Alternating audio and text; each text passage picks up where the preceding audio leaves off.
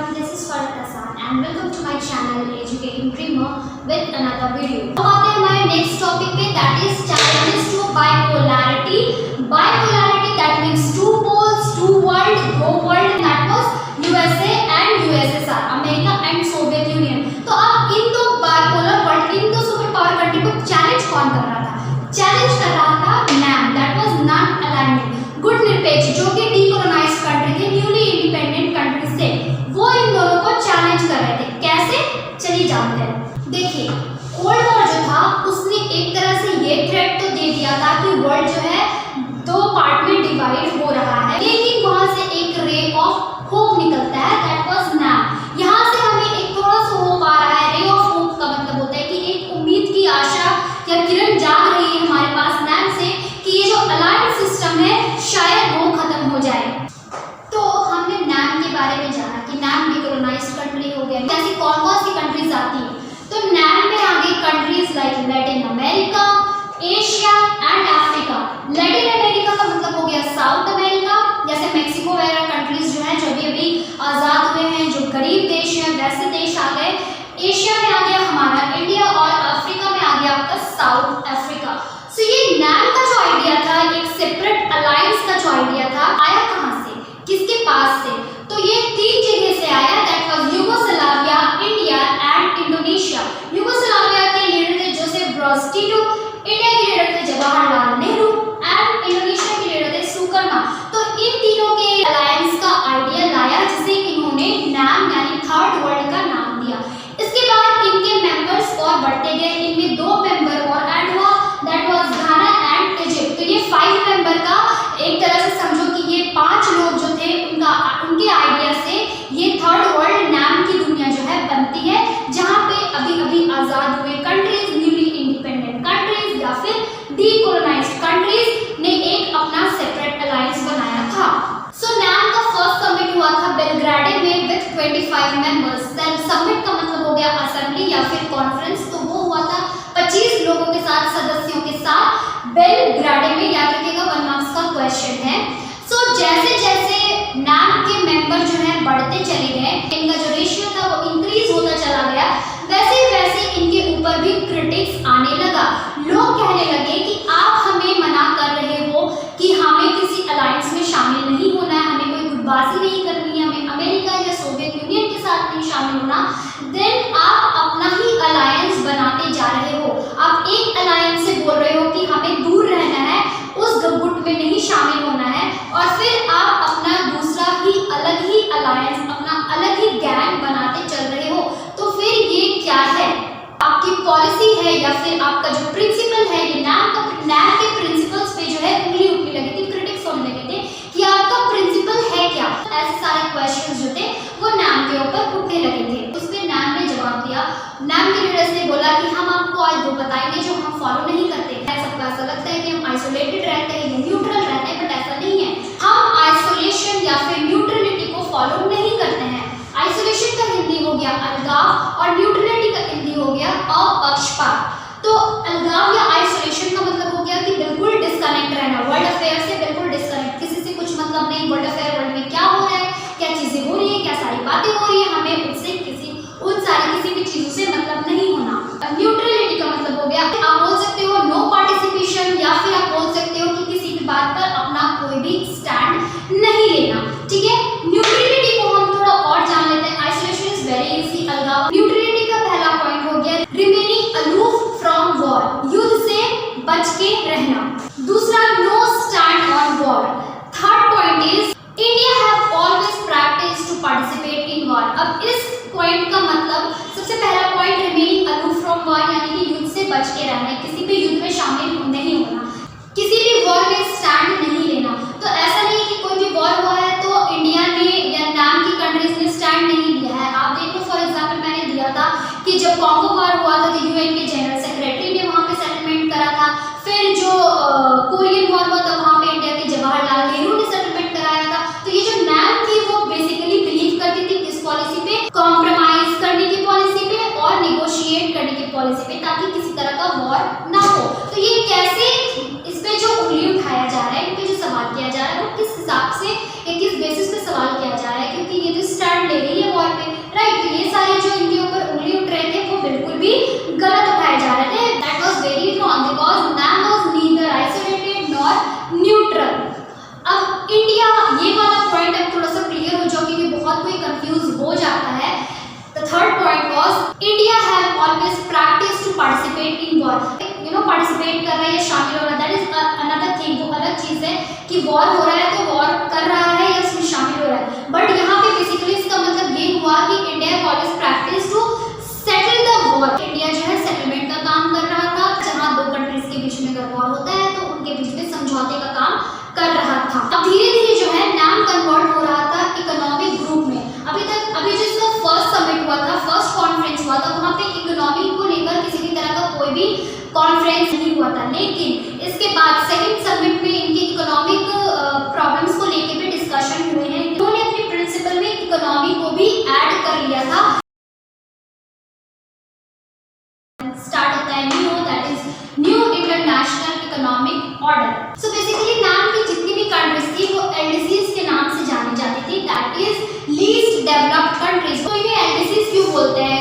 Countries like Latin America, Asian, Africa की जो countries थी वो स्मॉलर स्टेट्स थी, छोटे छोटे देश थे। उनके ऊपर ब्रिटिशर्स जो है रूल कर रहे थे, अंग्रेज जो इनके ऊपर शासन कर रहे थे, वो कॉलोनीज थे, राइट। उनका बहुत ज़्यादा एक्सप्लॉयटेशन होता था। तो जब वो आज़ाद हुए तो उनको हर चीज़ के बारे में इतने अच्छे तरीके से पता नहीं था, इतना ज़्यादा उनके ऊपर एक्सप्लॉयटेशन हुआ था, डिस्क्रिमिनेशन उनके साथ होता था। उनका किसी भी तरीके से मेंटली, फिजिकली, इकोनॉमिकली किसी भी तरीके से उनका जो है डेवलपमेंट, उनका जो है विकास नहीं हो पाया था।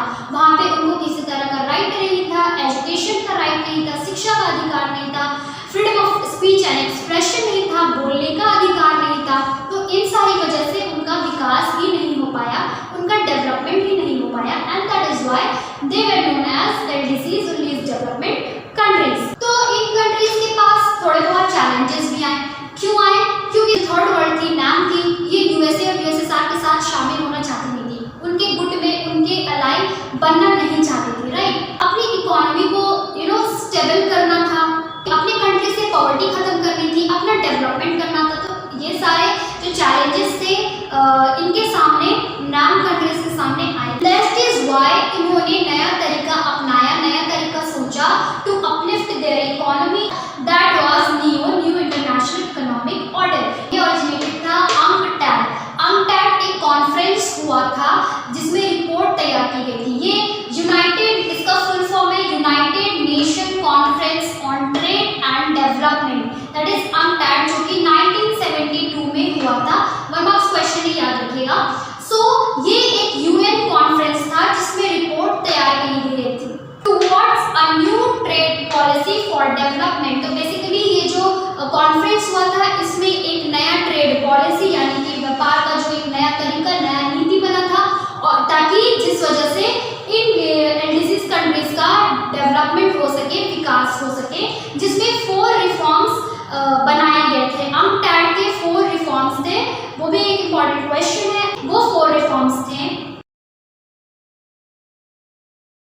तो हमने देखा कि नाम की जो फर्स्ट समिट थी, पहला कॉन्फ्रेंस जो हुआ था, उसमें किसी भी तरह का 1961 में किसी भी तरह का कोई भी इकोनॉमिक इशू नहीं था। लेकिन जब 1970 में नाम का दूसरा समिट हुआ तो उसमें इकोनॉमिक इश्यूज का भी डिस्कशन हुआ, एंड एज अ रिजल्ट नाम बिकेम अ प्रेशर ग्रुप, या फिर आप बोल सकते हो economic pressure group. Pressure group का मतलब हो गया दबाव समूह, आर्थिक दबाव समूह हिंदी में हम इसे बोल सकते हैं। तो इसका मतलब हो गया कि जितनी भी एलडीसीज कंट्रीज थी वो सुपर पावर कंट्रीज या फिर अदर रिच कंट्रीज के ऊपर जो है एक तरह से प्रेशर, दबाव बनाती थी अपने सारे डिमांड्स को फुलफिल करने के लिए, अपनी जितनी भी मांगे उनको पूरा करने के लिए ये एक तरह से प्रेशराइज करती थी, दबाव करती थी बाकी सारे रिच कंट्रीज या सुपर पावर कंट्रीज के ऊपर। बट लेटर ऑन 1980s तक में ये जो प्रेशर ग्रुप था नाम का वो फेड होने लगा था, क्योंकि बाकी जो western countries, you can say western countries, super power countries जब इकट्ठे हो गए, यूनाइट कर गए, तब वो नाम का या फिर एलडीसीज का as a pressure group oppose करने लगी थी, विरोध करने लगी थी। एंड फिर धीरे धीरे जो है 1980s तक में ये एज अ प्रेशर ग्रुप नाम जो था वो फेड होने लगा था। सो हमारा the last topic India and the Cold War. See हम कंटेम्प्रेरी वर्ल्ड पॉलिटिक्स में इंडिया के हर एक चैप्टर के लास्ट में इंडिया का रिलेशन हर एक टॉपिक में इंडिया इंक्लूड होता है और वहाँ पे इंडिया का रिलेशन एंड रिस्पॉन्स हमें देखने को मिलता है। सो इंडिया का response towards cold war was two fold response. Two fold response का मतलब होता है दो तरह के पहलू, दो तरह की बातें, दो तरह के, हिंदी में बोल सकते हैं प्रतिक्रिया। पहला था stay away from alliance system and दूसरा था raise voice against newly independent country और decolonised country joining alliance, that was NAM. जितनी भी एलडीसीज हैं वो अलायंस सिस्टम या मेंबर जो है नहीं बनी थी किसकी, अमेरिका या फिर सोवियत यूनियन की, बट देन उन्होंने अपनी आवाज उठाई एलडीसीज कंट्रीज की तरफ कि वो हमारे साथ जुड़ जाए, नैम में जुड़ जाए, एक थर्ड वर्ल्ड बन जाए। तो ये दो रिस्पॉन्स था। थर्ड, इंडिया ने बोला India was neither passive nor inactive, यानी कि इंडिया ने बोला कि आप ये मत समझो कि हम शांत बैठे हैं या सोए हुए हैं या इनएक्टिव हैं, ऐसा नहीं है। हम हर एक चीज, हर एक वर्ल्ड अफेयर्स को देख रहे हैं, समझ रहे हैं और जहाँ पे हमें रिस्पॉन्स लेना होता है, जहाँ पे हमें स्टैंड लेना होता है, वहाँ पे हम लेते हैं। थर्ड पॉइंट, इंडिया ने बोला NAM was not a policy of fleeing away, FLEEING, fleeing away. Fleeing away का मतलब होता है पीछे हट जाना या भाग जाना। थर्ड वर्ड है वो फ्लीइंग अवे पॉलिसी पे बिलीव नहीं करता, ये इस पॉलिसी को नहीं अपनाता, वो पीछे नहीं हटता, हर एक सिचुएशन में वो स्टैंड लेता है, वो डर के भागता नहीं है।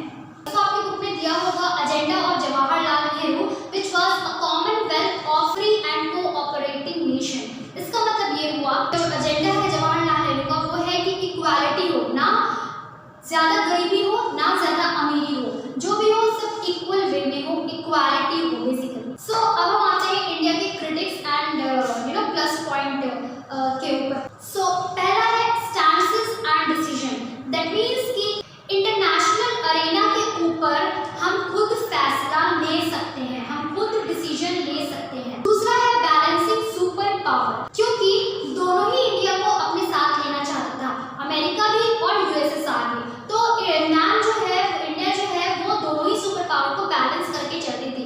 इंडिया को जब एक बेसिकली प्रॉफिट बोल सकते हैं, इंडिया को जब अमेरिका के साथ प्रॉफिट होता था तो वो उसके साइड चला जाता था और सोवियत यूनियन के साथ प्रॉफिट होता था वो उसके साथ चला जाता था। तो ये इस तरह से वो दोनों को बैलेंस करके चलता था और यही वजह थी कि इंडिया नैम का जो है क्रिटिक्स भी आया, क्योंकि नैम ने सोवियत यूनियन के साथ ट्रीटी ऑफ फ्रेंडशिप साइन किया था।